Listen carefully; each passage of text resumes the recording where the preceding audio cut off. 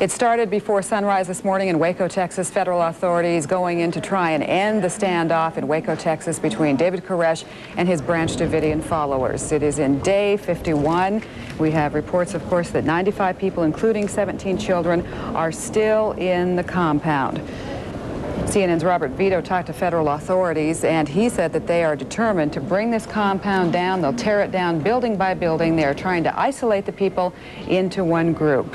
We have had reports that there are heat-seeking devices. They're trying to locate the people with their body heat and trying to put them into a single group. We are just about 9 minutes away from an FBI briefing that will happen at 11:30 a.m. Eastern Time, and CNN will have live coverage for you. Right now, our correspondent Bonnie Anderson joins us with more news on the situation. Bonnie?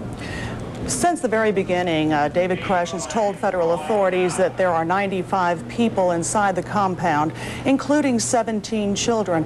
However, on the phone with me right now is Bonnie Haldeman, who is David Koresh's mother, and we understand, Bonnie, that indeed there are more children, that there is a different age separation by what your son considers to be children. Can you explain that?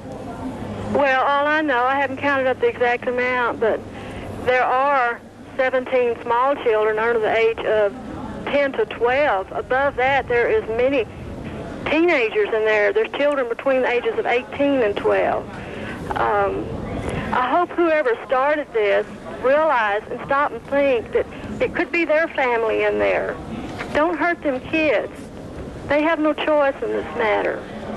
Have you been in touch with federal authorities in recent days? No, they have had no interest in talking to me. You did try to get into the compound at some point. Indeed, what would you have told your son? Well, I would have urged him, to come out and give up. His father, Roy, has offered the FBI to go in there and talk to him, but they haven't seemed to wanted our help. When was the last time that you spoke with your son?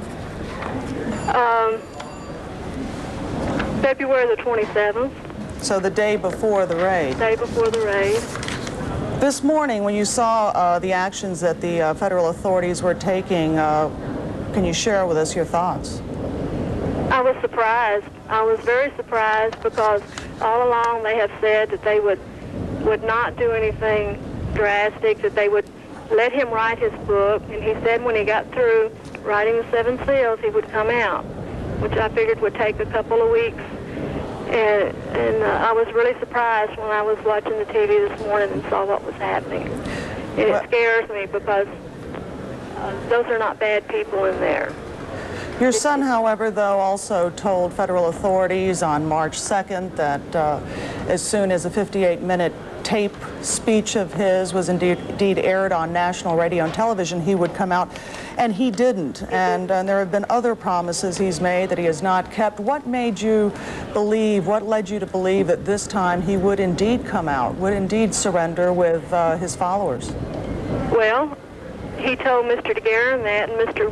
DeGuerin had faith that he was, and all I could do is believe because, all I know is what the rest of y'all hear. Hoping and believing that that's what he would do. According to what your son has told FBI officials and negotiators, he was indeed wounded in the side and in the hand during the original raid. What kind of condition do you believe he's in now? Have they given you any additional information? I haven't had any information. I have no idea. All I've gotten is what I hear on the radio and in the paper.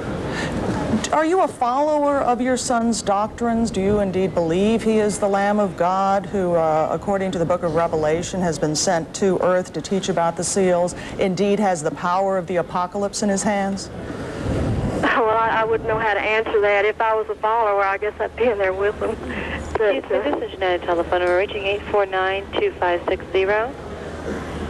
Oh, I've got a call coming in. I need to take that. Okay, right. You'll hang up then? Thank you. Thank you very much for speaking with us. That was Bonnie Haldeman, David Koresh's mother. Bob? Our coverage of the federal assault on the Branch Davidian compound near Waco and other news continues after this.